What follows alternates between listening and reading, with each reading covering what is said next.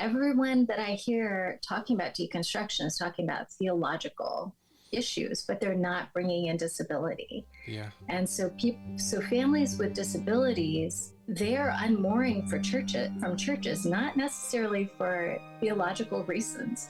It's because they can't worship there anymore. And thanks to ADA, there's a lot of work that's been done to make churches more accessible if they're complying.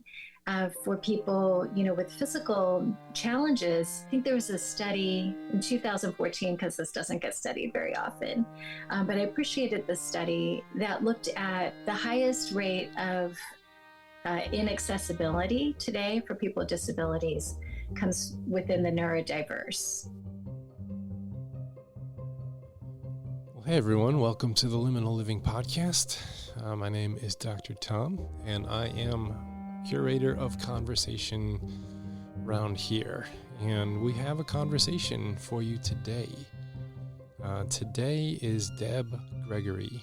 Now, Deb is a very interesting individual. She's got a broad span of experience, from documentary filmmaker all the way to spiritual director to church planter. She founded this place called the Flourish Contemplative Center. And she just really enjoys life and thinking deeply about her faith. And she has a very interesting story growing up in Japan as a missionary's kid, not feeling quite at home there, and then coming back to the States later in her child years and not feeling at home there because she's never been, an American, and she's never been Japanese, and she really captures the liminal space well. The podcast is Liminal Living, and liminal is that in-between space between what was and what is not yet, between, how things used to be and, how you wish things were. Really, liminal describes that space that we live in every day. We're constantly in the place of looking to the future and trying to get life into a better spot than we probably have it right now. We all live in this liminal space, but Deb really identifies in that liminal space because of her upbringing. And that informs, I should say, this conversation. So I think you're really going to enjoy that. So I'm going to set you loose on this just wonderful conversation with Deb.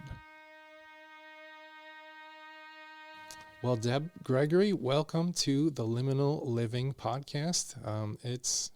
We've been connected on Facebook for a while now because we both swim in the same contemplative spiritual waters. You being a spiritual director, me being a spiritual director. You were hosting a podcast called Betwixt, and now I'm hosting a podcast called Liminally, Liminal Spaces. But the very first time we connected was when you sent me I think it was an email, or may have been on Facebook, but you sent me a message saying, I just read your dissertation and it's pretty awesome. And no one else is talking about liminality. So I just remembered that after I hit the green record button. That was the very first time. How did you find that dissertation? Just sitting out there. Well, that's kind of one of my quirks is I just really I don't know why, but I really enjoy reading people's dissertations. And if they're talking about something interesting, and a lot of the conversations around liminality are not, they're still kind of in that academic space. So that's where I've kind of gravitated to look for more stimulating conversations around liminality. And nowadays, I think things are moving more into, people are using that word and not confusing each other a little bit more. But when you hit record, I also had that thought of wait a minute, I've read your dissertation. So thanks for sharing that and making that public. Yeah, that was completed back in 2015 now. So I'm approaching 10 years post-doctorate. I'm getting old. So the people listening, still learning, they can't see, see all this gray in the beard? Well, I should say white. I'm turning into Santa Claus with wisdom from here you go. Yeah, from life. But that was that dissertation. Leonard Sweet actually is the one. He was teaching a class in my doctorate, and he just mentioned the word liminal spaces, and I'd never even heard the word before. And all of a sudden I knew exactly what I was writing my dissertation about, and I didn't even know what the word meant. It just hit me so hard. And I switched entire gears. I was going to do like something about eternal life from the Gospel of John. And well, nope, that just totally switched my gears into that space. So wow. What drew you to that word?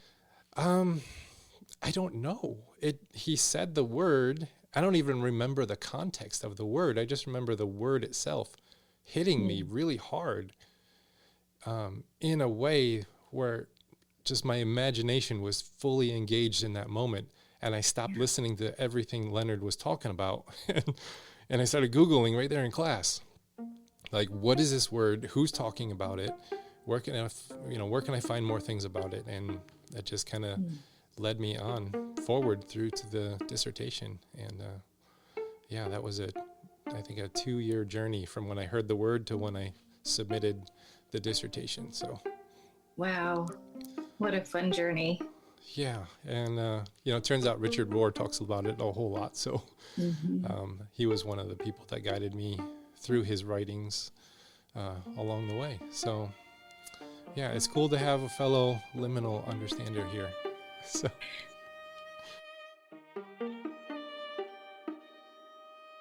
now, you just recently moved to Florida from Ohio, and you just posted on Facebook that you're like, what has Florida done to me? 71 degrees is now cold.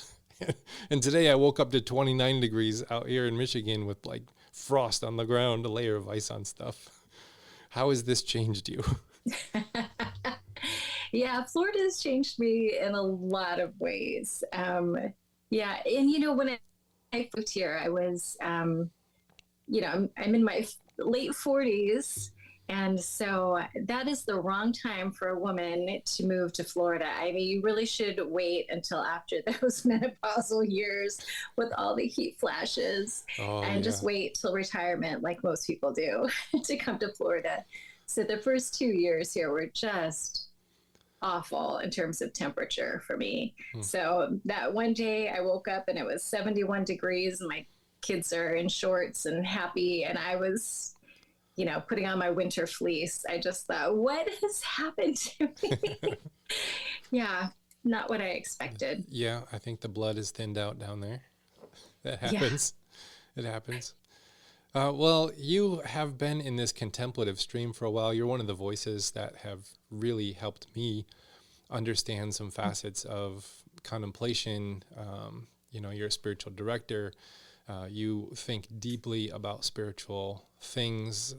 You have, hosted a whole podcast through Missio Alliance called Betwixt. What is the soil that you grew out of that kind of got you thinking down these more contemplative spiritual paths of the faith? Yeah, that's a great question. I grew up on foreign soil, if we're going to talk about soil. So I grew up actually between worlds. So I was born in Japan. My parents were serving initially as missionaries with, let me see if I can get it right. I think it was the Independent Fundamentalist Church of America. Oh, yes. Which is one of the most American mouthfuls I've ever tried to say. So that was kind of the initial soil of my spiritual upbringing, was just this really conservative, independent-minded, kind of legalistic kind of environment. Yet we were living in a mountain town in Japan. And, to get to the playground, we'd have to go through the Shinto temple grounds. And so there was this kind of, I'm not sure how to explain it, but I really lived between worlds. I think until I was 9, we were back and forth between America and Japan so many times. And even though my parents had lived there for 20 years, my first 9 years were just in constant transit. And every time we came back to America, my dad went the long way around the world. It was like camping through Europe or a train through Russia. He was always trying to smuggle Bibles in his kids' suitcases. And so it was a really odd kind of way to grow up. It was very adventurous. But then when we moved and settled back in the United States when I was 9, it was really hard for me. And so I'm what would be called a third culture kid, meaning that where my formative years are different from my passport country. So there is this sense of belonging to both worlds, but to neither. Yeah, so coming back to the United States when I was 9, just was really difficult for me to figure out how to integrate. And so third culture kids have different ways of doing it. And my pathway was what's called the chameleon. Mm-hmm. So I would find a way to blend. And that's just kind of been the way in which I've kind of engaged my spiritual journey within community. Has been just an attempt to blend, but always with the sense that I'm kind of an outsider. Belonging has been just really, really difficult for me. Yeah, and I can see why liminality is one of the topics that has caught your imagination, because you live in that liminal space. You were neither here nor there. You were betwixt and between. You were, in between a Shinto and a independent fundamentalist from America, and like you're caught in both worlds. You mentioned that third culture, where you're not necessarily going to fit into, the Japanese culture, and then you come back to America and you're not going to fit in there. And you're kind of in this, Thomas Merton was kind of one of those wandering folks as well, where he can never figure out where his home was until he landed in the monastery in Kentucky. Because he was constantly moving all around, and he was living with different folks, and he lost both parents at a very young age, and he just couldn't figure out where am I going to call home? Was there a time where you felt a little bit more confident to say, I think this place or this person or this community feels a little bit more like home? Yeah. Yeah, home has been a really difficult concept for me. And, my first kind of career was as a documentary filmmaker. And that was one of the driving questions I had. I traveled around the world. I've just, been kind of a nomad in spirit and in my life since I can remember. And so being a documentary filmmaker gave me a chance to be on the outside watching. And probably the question that I was most curious about was this question of home. How do people define a home? What is a home? What happens when home is uprooted? So I never really felt at home in any place. But the closest I've ever felt to home was with my husband when I met him, when we got married. And so he's my home. I'm home when I'm with him, and we can be anywhere. And that's home. And now with our 2 kids, we have a lovely home, and we've lived in a couple different places, but home is definitely about relationship for me, much more than soil. It sounds like you encountered the faith for the first time, probably through your parents being missionaries growing up on foreign soil. What kind of faith did you have maybe as, a young child growing up? Or what did it look like? What questions were important to you? What was important to you? That's a great question.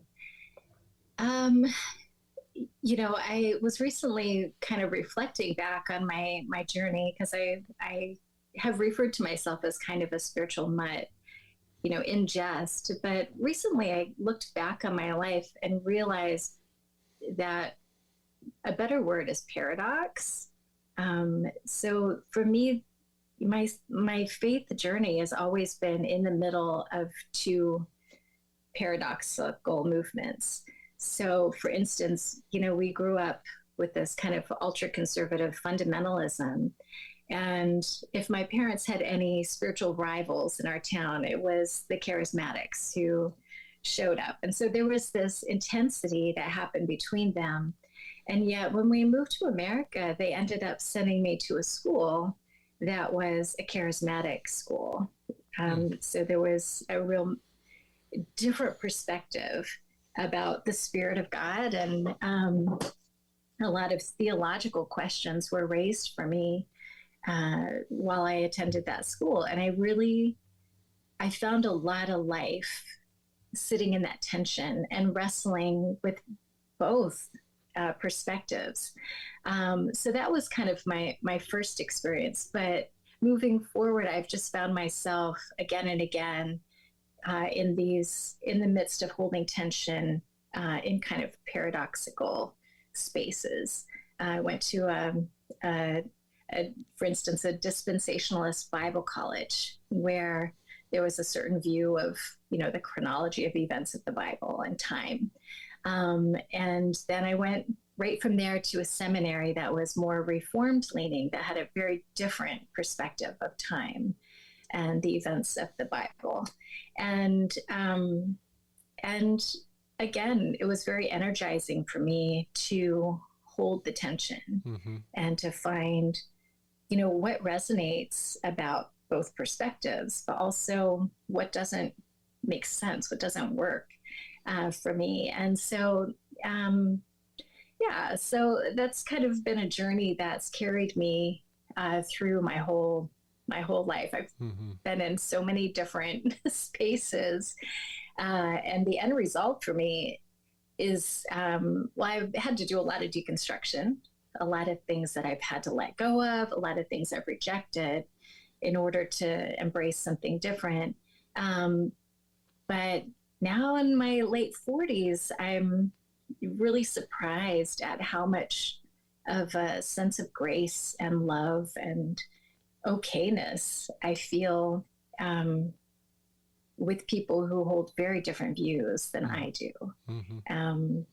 So that paradox has been painful for me in a lot of ways, especially around the issues of women. And yet somehow I've come through that with an orientation that just keeps emphasizing the importance of love. So that's love and humility, I think, are the two gifts that I've learned. If I'm gonna walk through liminal space, like, I have to constantly be checking the two shoes I'm wearing, love and humility. So they're really the only two things that I know have served me well when I've walked in paradoxical places. And they've been very hard to learn. As they will always be.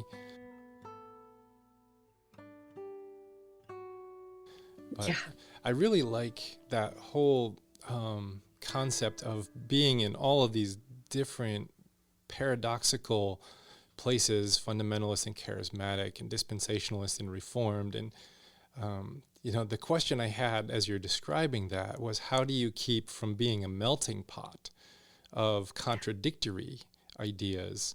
Because contradictory ideas are different than paradoxical ideas. When you get into the ministry and you're kind of just dealing with standard American Christianity, you find a lot of contradictory ideas because people just absorb whatever is marketed to them. We really don't find a Methodist anymore, or a Wesleyan, or a Reformed person. It's a melting pot of the best marketed Bible studies lately. And you have done something different where you're not a melting pot of contradictions that don't make sense, but you've had these two guiding lights of love and humility that you say, I'm going to hold things in paradox, but I'm also going to dismiss the things that don't work. And I think that's the difference between that whole melting pot of contradictions versus more of that healthy, paradoxical stance. I don't really know where I'm going with that, but does that spark any thoughts for you? Yeah. It sounds easy when you say it like that, but it's not been easy. Yeah. Because sometimes issues actually are really important and they can cause a break. And other times I've just had to let go of the issue to remain in relationship with people. And I think as our world has become more polarized, it's harder to do that without experiencing a lot of pain. Mm-hmm. And it's harder because there's less common ground that we're willing to actually step into. Yeah. So as that common ground has been shrinking, I would say it's become harder and harder. When we moved to Florida, we came here for a job, but many of the people who are around us, when I ask what brought you here, their answer is freedom. And to me, that reveals that it's an ideology that's brought them here. And so there is this flocking together of people of an ideological viewpoint. And it's really hard to find common ground.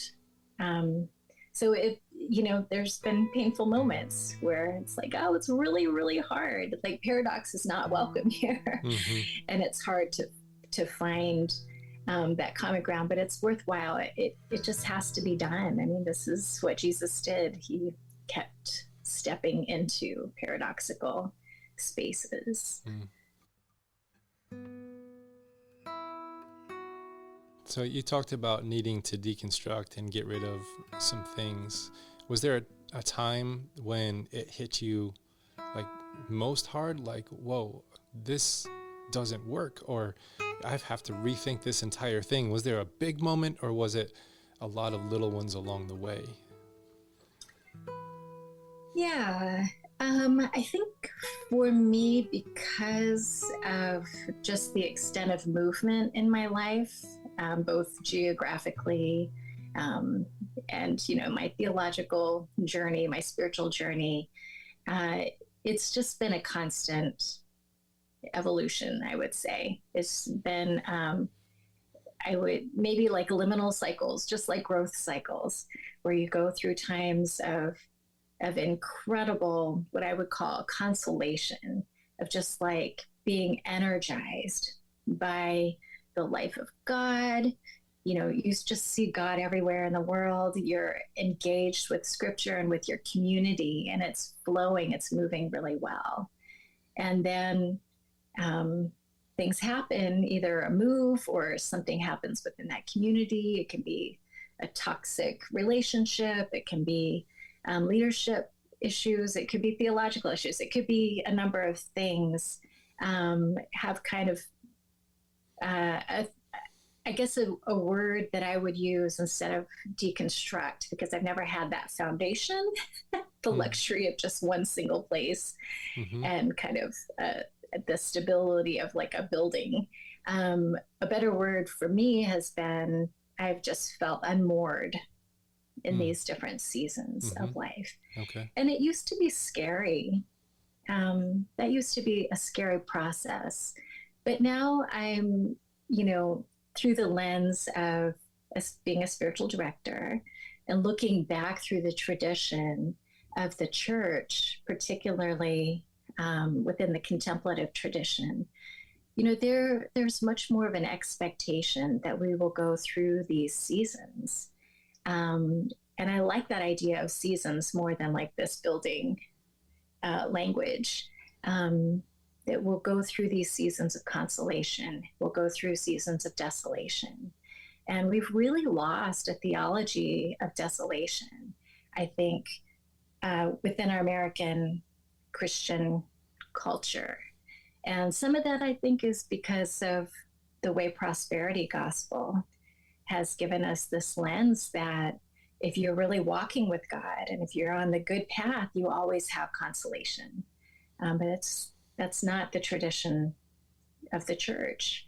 There's a sense that if you're really going to grow, you're going to have seasons of growth, but then you're going to have seasons where you need to die to things.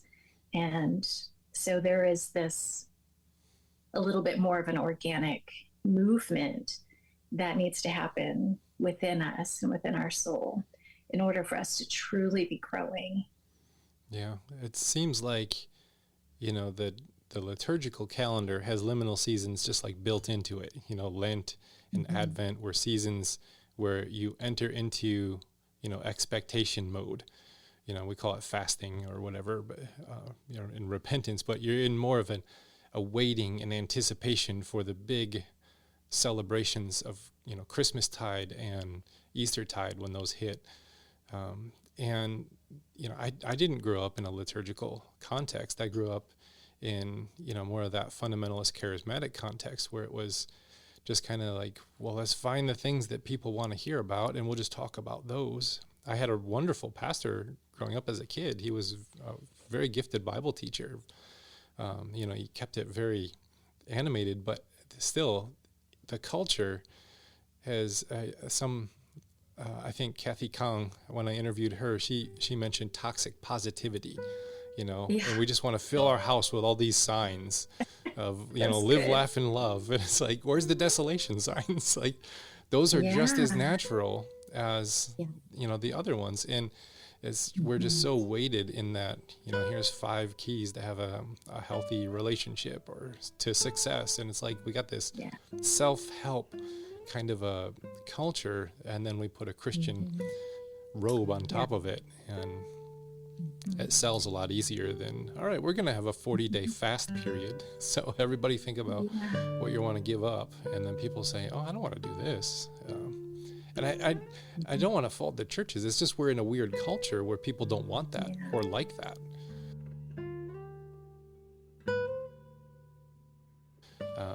And yet we're losing, denominations are dwindling and church attendance is going down, and we're, panicking and trying to say, well, how do we get more people here? And and so then we get into that whole cycle of, well, let's just teach these things and have all the amenities that they want to have here. And, we don't get to the core of building a good, solid community when we're so busy trying to entertain the folks who are here so that they stay.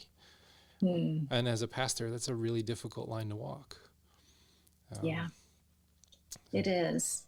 There's I think the first time that I really had to grapple with kind of these cycles or seasons was thanks to a book. I think it's called The Critical Journey. Are you familiar with that? Yeah. A standard text for spiritual directors. Yeah.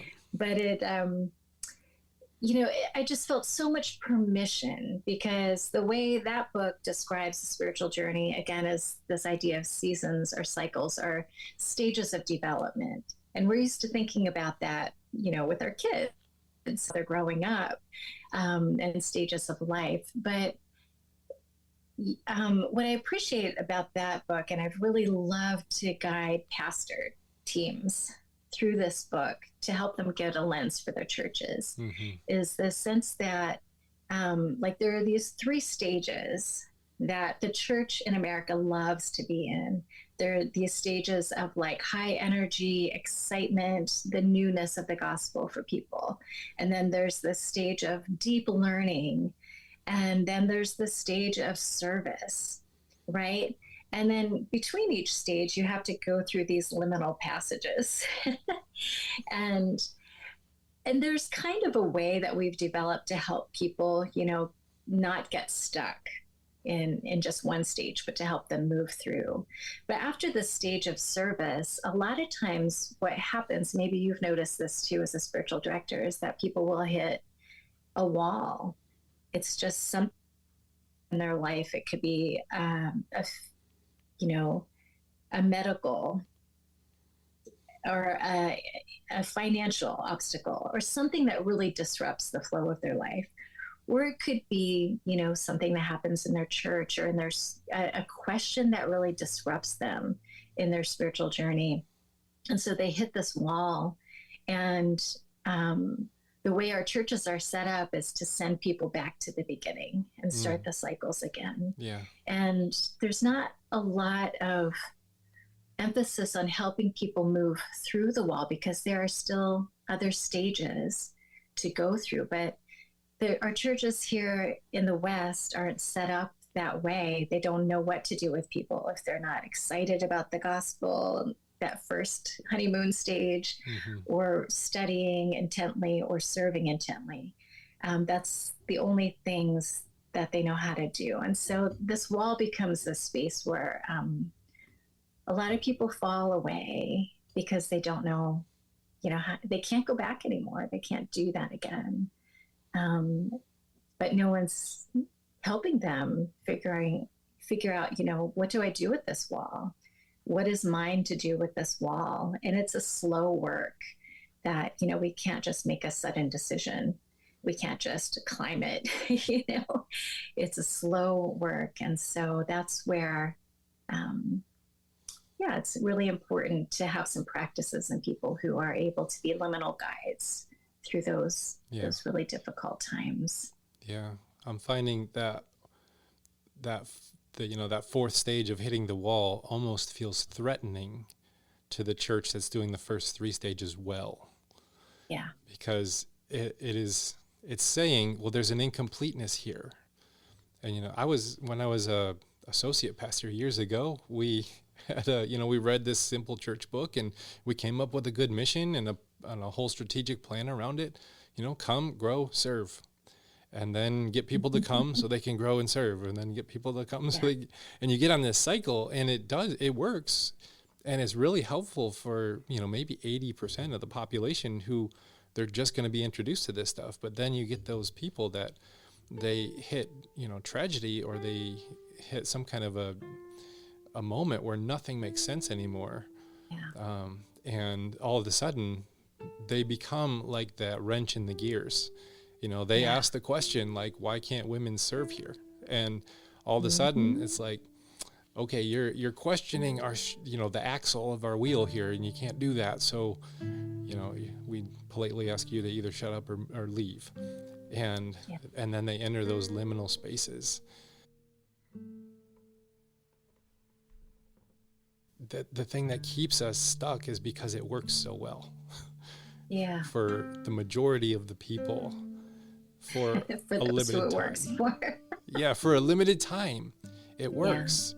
And, then I think eventually some people just have like this, well, I'm just not supposed to question it kind of a expectation, and they can get along just fine without questioning it.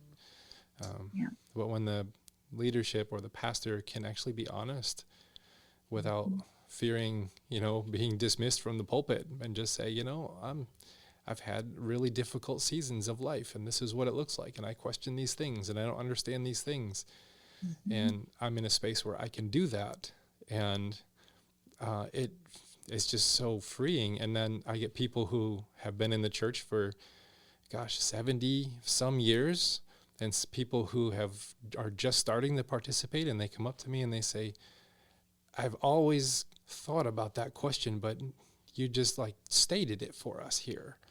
And it's almost like the leadership has to set, almost has to set the pace. Yes, we're gonna help, and we got to grow, and we need vision and strategic planning on this side of things, because that's a kindness to people to help them organize. But it's not a closed system.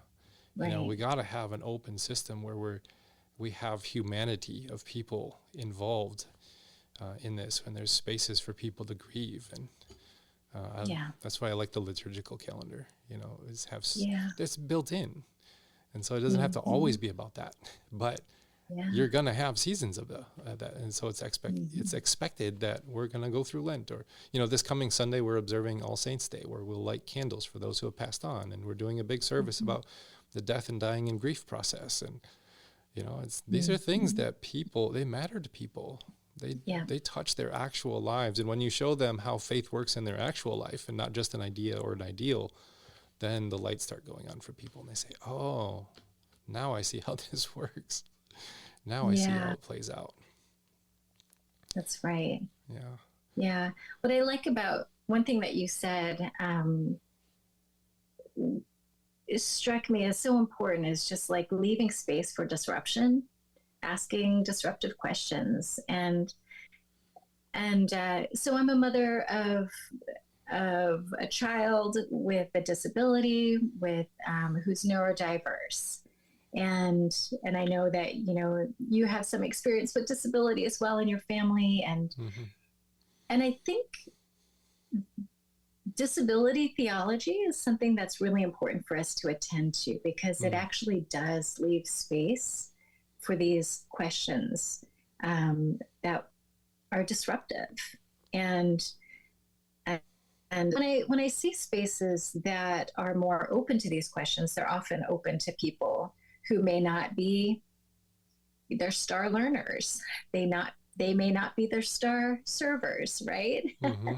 They may not be up on the worship team. And yet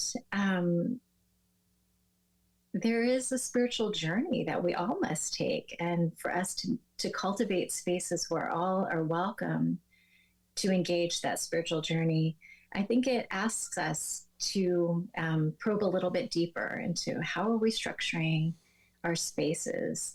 Are we allowing for disruption so that people who have real disruptions and real stories, real griefs, as you mentioned, are very welcome to come and even disrupt the way that we worship.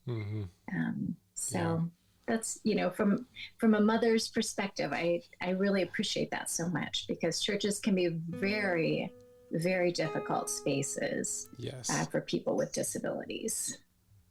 I am on board with what you just said.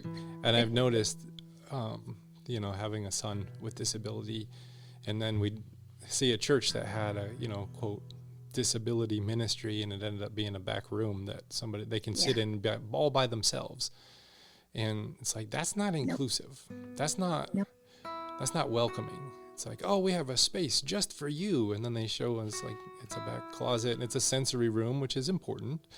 But they won't adjust who they are to include them in, a Sunday service. Well, they're going to stand up and clap at, awkward times, or, they might, vocalize in the middle of a time. And so we need to put them in the cry room or the back room, or their very presence, their very identity disrupts, they're almost like their whole theological ideal.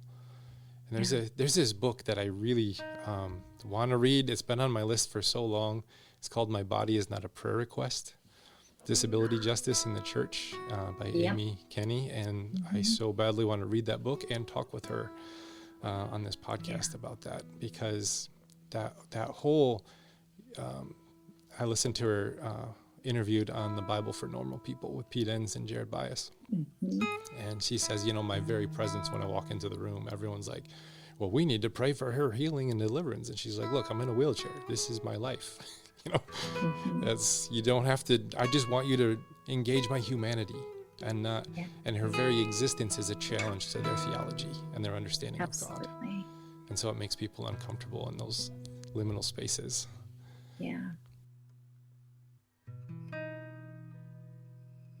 And that's, when we talk about the deconstruction, right? That's such a big topic today. Everyone that I hear talking about deconstruction is talking about theological issues, but they're not bringing in disability. And so families with disabilities, they're unmooring from churches, not necessarily for theological reasons. It's because they can't worship there anymore. And thanks to ADA, there's a lot of work that's been done to make churches more accessible, if they're complying, for people, with physical challenges. But I think there was a study in 2014, because this doesn't get studied very often, but I appreciated the study that looked at the highest rate of inaccessibility today for people with disabilities comes within the neurodiverse community. So people with autism in particular, with ADHD, people with sensory and just they can't sit still, perhaps, in the way that's expected. Or, you know, in the case, what we experienced was just that sensory overload. Week after week, that sensory overload. It took me a long time to figure out, what do we do with all of these meltdowns after church? And I think it took me until one Sunday, when my daughter was just throwing her body into mine again and again, to realize this is violence for her. This is a violent space for her. This is not where she is actually being formed in the love of God. And, you know, no matter, it was a wonderful community. We helped establish that church. We've been there for 10 years, but they just couldn't get it. And, you know, they tried to like lower the volume in certain spaces, but it was so much more. It was just the anxiety and the preaching. It was so much more that made that space not a safe and nurturing spiritual environment. So that's actually what, it was just so heartbreaking to leave the community that we had been integrated with for so long. I mean, talk about unmooring, right? But to do that because of love for my daughter, it was really hard. So that, you know, that was an experience. That was probably the hardest unmooring that I've ever experienced, of having to make that choice. And it was really not something that was understood, and it made it more difficult too. Yeah, I'm sorry you had to walk through that. Yeah, I'm just one of so many. Yeah. And the consolation that followed that was just feeling drawn to create a space for others. And so we did that for 2 years. We created, that's when we began to cultivate the soil of an Anglican mission. And we were able to really be thoughtful about how we incorporated the sensory life of kind of the liturgical tradition in a way that was so life-giving to other families and a lot of people, you know, with children with various disabilities, but in particular the autism spectrum, found that to be a really life-giving space. So I'm grateful that we were able to kind of engage that in a positive way, and find, you know, consolation through that. Yeah. And I think there is this aspect where we're inoculated to these spaces that are overloading to the senses, in a way that we don't really necessarily experience it like those with sensory disabilities do. They're more like the canary in the mine, but we're all experiencing the effects. It's not just them. It's not just their problem or their disability. Like, none of these over sensory experiences, as much as we get them, are healthy for our nervous systems either. And so I think they're like these prophets that can speak to us about creating spaces that are more around peace and calm, and celebration too. There's ways to celebrate without, you know, fog machines and concert lighting and rock shows. There are ways to celebrate without that. You know, and that is one thing that I think our culture just hasn't picked up on, is the long-term effects, sensory-wise, of these spaces that we all are creating. And I think these, you know, these precious ones with disability are just trying to tell us, this isn't healthy for me, and it's also probably not the healthiest for you. That's right. I think we need to listen to their voices, because they have something important to say. Not just accommodate ourselves for them, you know. I think. Oh, absolutely. Let them lead. Yes. There's something important that we have to learn in following. Yeah. And that is what you said, you know, you have two shoes, love and humility, and it takes a while to learn that form of listening, to say, okay, usually I'm the one with the answers, and I'm the one who, that's my son's medicine alarm going off on my phone. So, but I'm the one with the answers, and I will then help all these people understand all the answers. And, to get into that listening mode where it's like, I need, I have a very limited perspective because of my upbringing. I have been, brought up to be a certain way.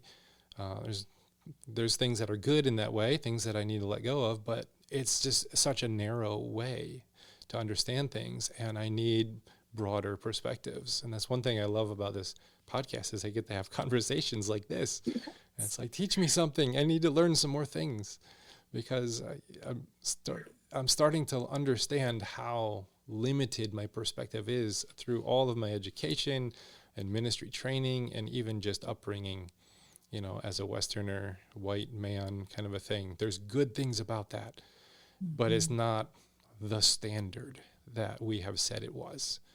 And we need to include so many more voices to help us broadly understand the human condition and God and what to do about all this. Yeah.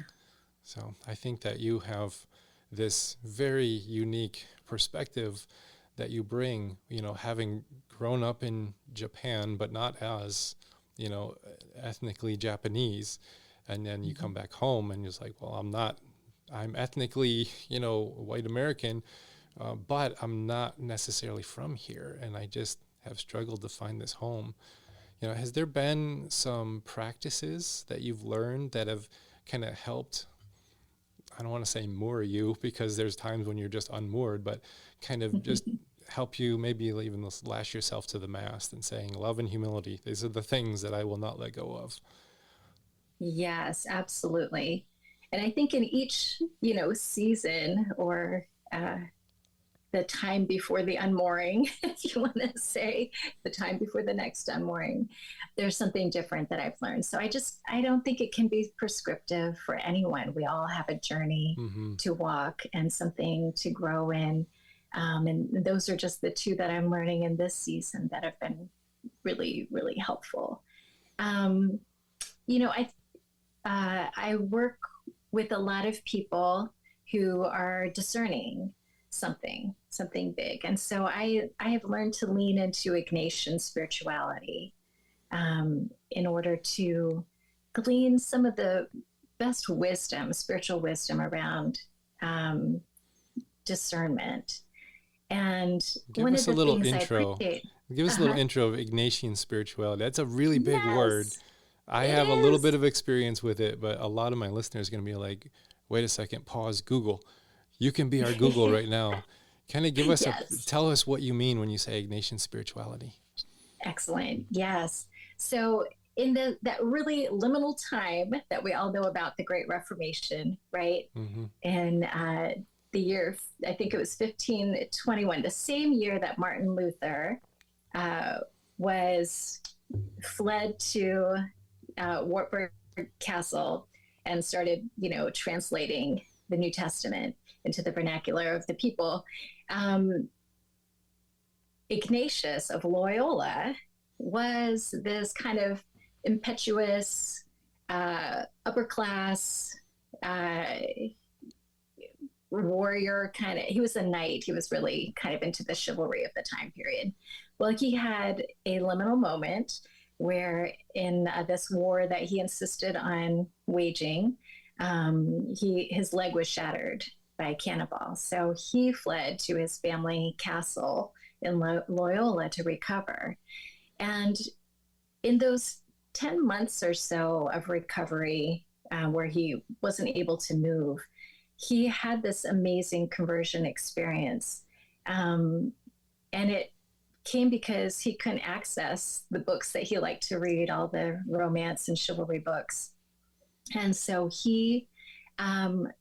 the only books that he had were about the life of Christ and the life of the saints. And so he noticed that when he would read these books and start to kind of allow a creative imagination that happened, that emerged from those stories as he began to kind of imagine the life of the saints or the stories of Jesus, he had this kind of energy that he would call consolation. It was kind of a joy and just a really uplifting sensation. But then when he would just kind of fall into his fantasy world, thinking about, all the ladies and heroism and adventures about himself, he would kind of fall into this funk for the rest of the day. And he would call that desolation. So that was kind of the beginning of his journey, that as he recognized these two movements in his life, he started to lean into the movements of consolation. And he really met Christ through reading the gospel stories and becoming immersed imaginatively in the life of Christ, finding the life of Christ in his own life. And so he set on a pilgrimage that ended up leading him to begin this whole new order. I think it's called the Society of Jesus, which we call the Jesuits today. Mm-hmm. And through the wisdom that he gained on that long pilgrimage, he did a lot of work with what we would call consolation and desolation, which he named as one of the best ways of discerning the movements of God in the world and in our own life. And so I've really gravitated to this kind of concept of consolation and desolation. And especially when I go through these times of feeling unmoored or going through these dark valley seasons, and when I walk with others who engage them, and it's really unsettling because no one's given them a language of like, this is normal. It's okay to doubt. It's okay to feel far from God. It's okay to have a lot of theological questions. It doesn't mean that you have to lose your faith. Rather, this could be an invitation to move into something new and different and deeper.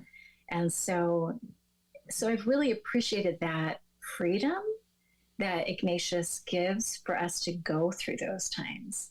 And then some of the guidance, what he would call some of the rules that help us move through that time in a life-giving way. And those would be the Ignatian practices. Yes.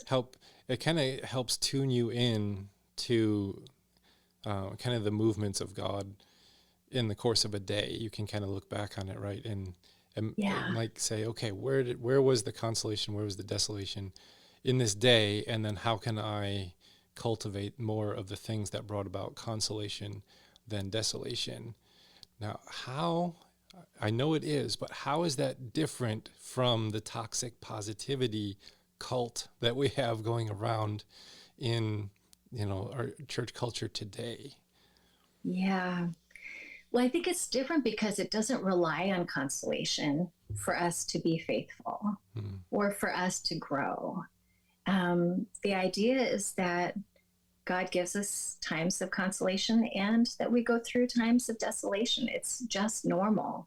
And if we're not going through those seasons and cycles, that's when we may need to start paying attention to, do we have a disordered attachment to something that's keeping us from really moving into true growth? And it's scary. I mean, desolation is really scary. And I'm not talking about depression, because spiritual desolation is different from times of depression that people encounter. Sometimes they'll overlap, but if you're experiencing depression, I mean, the first thing you need to do is really seek help with that from a medical or a counseling professional. But spiritual desolation is more of that sense of when you feel unmoored and when you feel like I like the idea of walking, when you're walking with somebody, and walking is a really important practice for me. And so when you walk in sync with somebody, your breathing synchronizes, your heartbeat synchronizes, even your brain waves begin to synchronize. And what happens is you build a joy bond. A lot of times when you're walking in sync with people, you'll experience a lot of joy and a deep connection to someone else. And I think that's what happens in times of consolation when we're walking with God in that way or with others. There's that joy bond, and that's one of the markers that Ignatius said, look for joy. That's a sign of consolation. That's a sign you're going in a good way. Like, yay, keep going. But then there are times when we fall out of sync with people. When I broke my ankle, I couldn't walk in sync with my husband anymore. And it was really difficult. He had to slow way down. And I was trying so hard to keep up. So that coming in sync was hard. But sometimes I walk with people who just cannot walk in sync with me. They're always a couple steps ahead. And neuroscientists will say that can almost feel like a violence to you. And so we can find ourselves in community with people that have a lot of times people will be in churches with a toxic leader, and they just find themselves out of sync, out of step. And they find themselves moving into this time of desolation. And what do you do when you're in that time is the question. And so Ignatius offers a couple insights that I have found really helpful in those times. So I'm happy to share some of them with you. I'm ready. Ready? Okay. I was ready. Like, take us there. So, I've kind of paraphrased some of these. I have to look at my notes, but I think one of the most important ones that's been helpful for me is to stay the course if I can. Is to go back, times of consolation, we can kind of set up milestones or those cairns, those rock little things where we pile up rocks as just kind of a marker of like, that was a consolation. I knew I was going in the right direction. And then when we find ourselves in desolation, we can kind of look back for those markers and say, okay, I committed to this thing in consolation. How do I stay faithful to that? And, to stay the course with those markers. And so, there have been times where I felt like I needed to stay in a community that was really hard. And I felt a lot of desolation in it. It was really challenging. And yet through that movement of faithfulness, through that season, it worked something really important within me and within the community. But if it's a really toxic space, if there's harm to you or to others, I think there's always a grace and a permission to say that's not, are you staying attached to something that wasn't, that's not healthy and that's not good? Like, where are those things that keep you attached to this space when it's not a good space? And so there's an invitation to do an investigation in our own soul to look for disordered attachments. Yeah, and that's where spiritual direction can really help when you get like a third party here. You have me and we have God, and I need a third party to come in and help me see. Because sometimes it's just really hard to tell. Like, is it just really toxic and bad for me? Or is it just really hard because it's working some things out of me? And sometimes it's a cocktail, Yes. And having a spiritual director come in and help you see what God is up to can help in those seasons of difficulty. Yeah. And when we moved to Florida, I knew I was in a time of consolation when I made that decision. We're going to move here. And it didn't make sense to anybody. I was a month away from my ordination. And, my husband was on a certain career path, and this just didn't jive with either one. But we felt in that season of consolation an invitation to come here. And I knew, I was like, what part of the rules of consolation and desolation is that one follows the other. So I knew, okay, it's going to be hard. I know I'm going to go through a season of desolation. And it's been a long one. I'm still in it. I'm still moving through that time of just darkness and feeling really difficult ability to connect with God and with others in a spiritual sense. And so I'm grateful also for this other rule that says, wait for the dawn. Like, just as desolation will follow consolation, consolation will follow desolation. But it's not a work that I can do. I can't conjure it up. It's a grace, and it will come when it comes. And part of, Ignatius says there's 3 reasons why we find ourselves in desolation. The first is you got lazy. You haven't been putting in the time of prayer and effort into the relationship. So of course you grow distant. But he said there's other times that aren't necessarily your fault. Another reason could be it's just what happens. Desolation follows consolation. And in those times, we're called to remain faithful to God and faithful in our love to others. And through that, we're going to, like I said, we're going to discover these disordered attachments that are ultimately going to lead us to a greater freedom. That dawn will be a lot brighter when it happens, right? And then the last one is noticing to where we build our nest. Like, are we trying to nest in consolation? This is kind of that prosperity gospel idea of like, and this is hard for pastors because they build a really lovely nest. And when things go wrong or things go south, or when they start to really question their calling, this is a really hard question. It's like, have I built a nest here? Am I attached to this consolation in a way that's causing chaos and harm to other people because I'm unwilling to get out of my nest, right? Yeah. And there's kind of that great resignation of pastors hitting the world right now, where pastors are either retiring early or, jumping into different careers. That's very real right now, because it's a very difficult time to be a pastor. It's very difficult.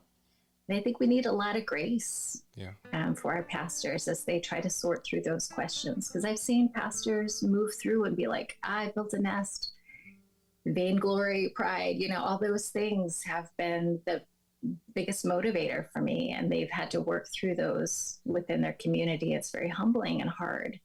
But I've also seen some pastors say, wow, this actually is not what God has called me to. I've built this for myself, and who humbly walked away. And that's really hard. That's a very difficult desolation that they go into, and sometimes the community as well. So I do my best to hold judgment on why people, what people decide and how they move through these seasons, because it's just not prescriptive.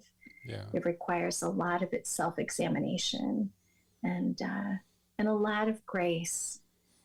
The invitation again, put on those 2 shoes: God's love, my humility. God's love, my humility.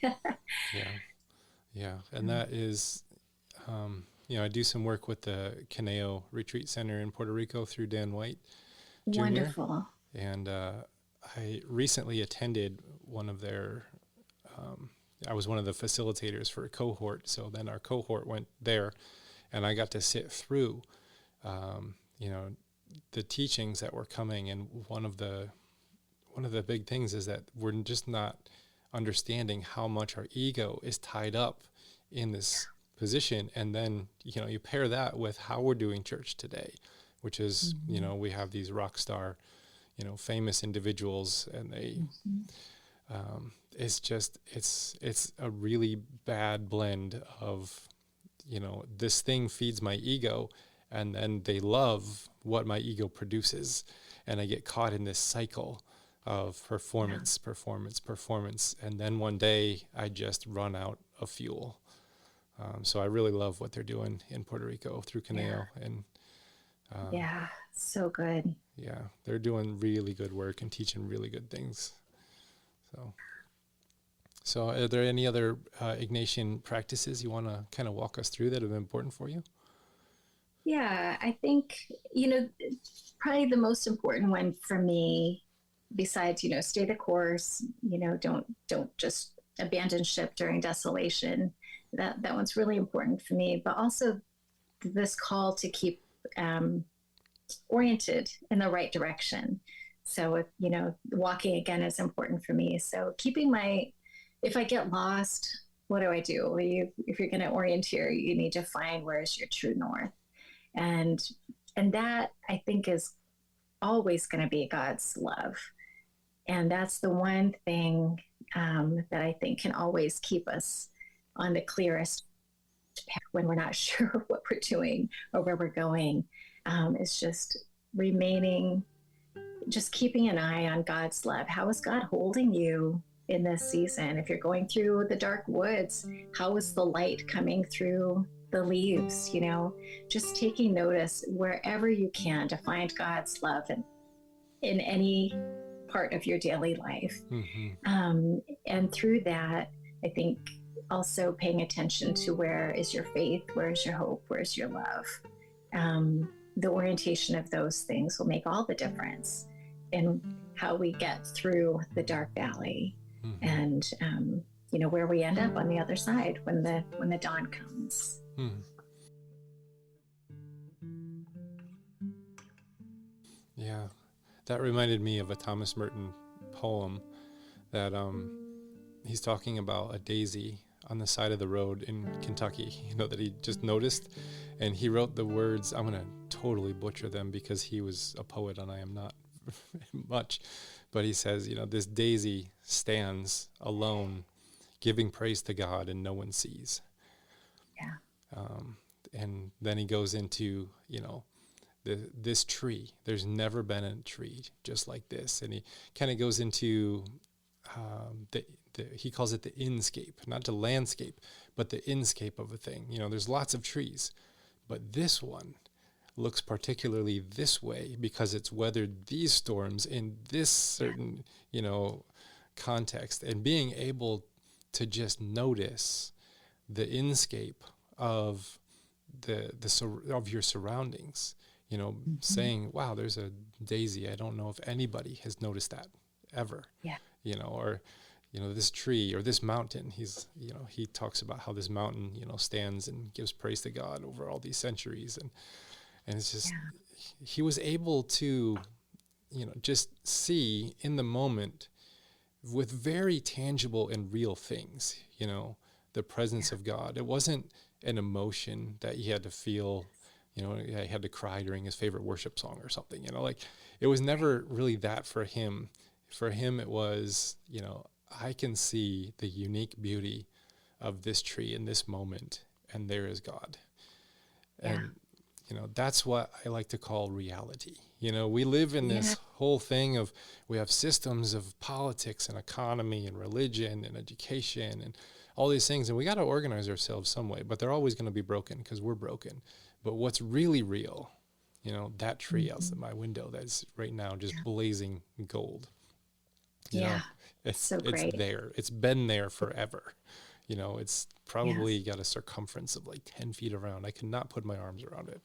It's just humongous. And it's missing limbs in certain areas. So then you ask questions like, I wonder what storm that endured to make it there. And then that's what makes it holy, is its unique inscape. And then you can then take that looking and seeing and apply it to people. And say, this person, they have these quirks about them. They don't quite fit into our, society at large or whatever, but their inscape is beautiful because there's never been a person that is quite like this one. And looking for those intricate beauties in the people around you is another way to see God's love right here. It's in that person that is, serving you a Taco Bell or whatever. That's right. That invitation to a deepening awareness to reality. And that's one of the things I love about St. Ignatius, was he called people to be mystics in the world, not in a monastery, to go out in the world. And I think a favorite phrase of Jesuits is to find God in all things. And if you struggle to find God in some of these, sometimes people really have struggled to find God in their churches today, because it doesn't feel like it's attached to any reality. It feels so disconnected from the real life and real experiences. And so going for a walk sometimes can be the most grounding things, and looking for God in all things, in every aspect of your everyday reality, can become such a grounding gift. Mm-hmm. Yeah. Well, Deb, I thank you so much for coming and just kind of sharing your story and your practices and your perspectives on life. It was just so helpful for me to be able to, slow down my day. I was kind of rushing and and I just slowed down and had this conversation. I just feel so much more centered with my day now. And I appreciate that. Yeah, thanks for inviting me, Tom. This is great. Yes. I love what you're doing. Well, thank you. Well, thank you so much for listening to this conversation with Deb today. Thank you for tuning in and giving me an hour of your time. I'm just very grateful whenever I see the stats climbing on, my analytics page. I'm like, wow, people are listening and they're connecting and they're enjoying and it's helpful. And then that keeps me like fired up to keep doing more of these, because I see the good it's doing out in your lives, and I see the good that's doing in me. I get to have these conversations and learn some things, so I appreciate those, being able to have that and have this space here. So if you want to help get us known, then you can like wherever you found this on some social media platform, or you can share it, or you can rate us, you can review us. All those things, they help other people find us. And if you enjoyed this episode, share it with a friend. Now, next week, we have a conversation with prolific author. And when I say prolific, I really mean prolific. But prolific author Keith Giles. I think you're going to enjoy that one as well. So we'll see you next week, and blessings.